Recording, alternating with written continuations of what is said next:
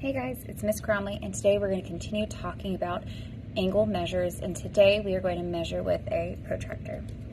So a protractor is a tool that is used to measure the different angles, and I'll show you guys how to do that, but first let's recap.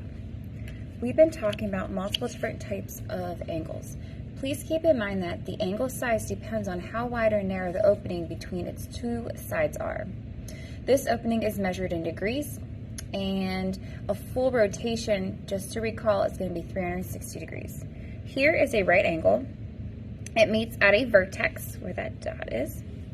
Right angles equal 90 degrees. The next one we talked about was an acute angle. These angles are less than 90 degrees. Straight angles are essentially exactly how they're named. They are a straight line, and they always will equal 180. And lastly, we have the obtuse angle. The obtuse angle is greater than 90 but less than 180. Now, when it comes to using a protractor, there's quite a different terms we need to be mindful of. Okay, so let's look at this protractor. I'm going to put a piece of paper behind it so you can see a little bit better. As you can see, it has a straight edge at the bottom and it is curved. What we're going to do is we will be given an angle to measure. I'm going to start off with this one right here because it's pretty easy, number 6. What you're going to do first is you're going to line up the vertex, that point of the angle, with the dot at the center of the protractor. So in this case, we don't have a dot but that central line. So watch as I do this. Okay, that's lined up. And then also that bottom line right along here, I want to match that up with my 0. This one's a pretty easy one. I'm going to use a pencil to show this. It's a right angle. I know it because it has that box, but this shows me my line falls all the way up to 90 degrees. This was an easy one to try. Let's look at number 8.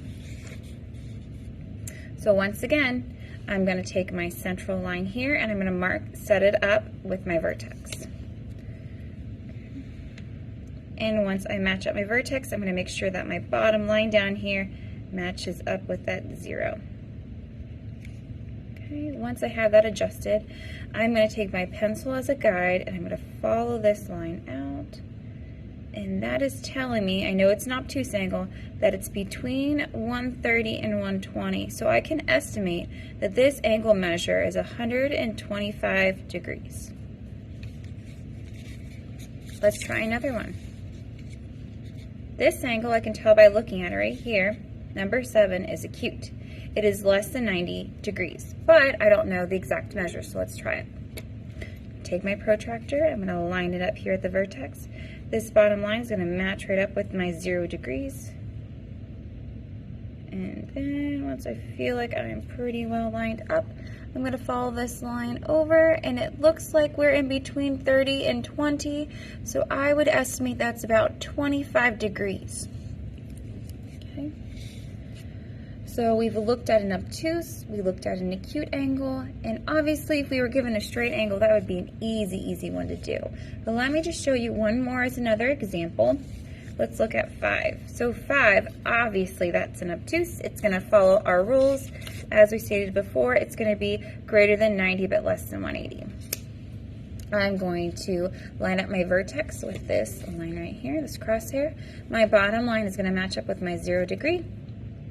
I am going to follow that line out, and it's right on 120 degrees. So the tricky part here is you see there's 2 numbers. By looking at the angle ahead of time, I was able to determine it was obtuse. So I'm going to use the higher values, obtuse, greater than 90, less than 180. When I was measuring 7 down here, I easily was able to tell just by looking at it that was acute. So when I lined this up and I was measuring, I knew that I was to look at the bottom row of the numbers because it was supposed to be less than 90, and it was. Okay?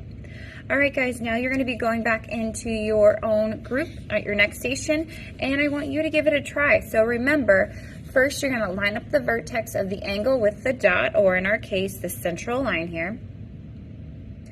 And then you're going to line up the side of the angle with the 0 degrees like we did here at the bottom. And then you're going to read the protractor, see where the other side of the angle crosses the number scale.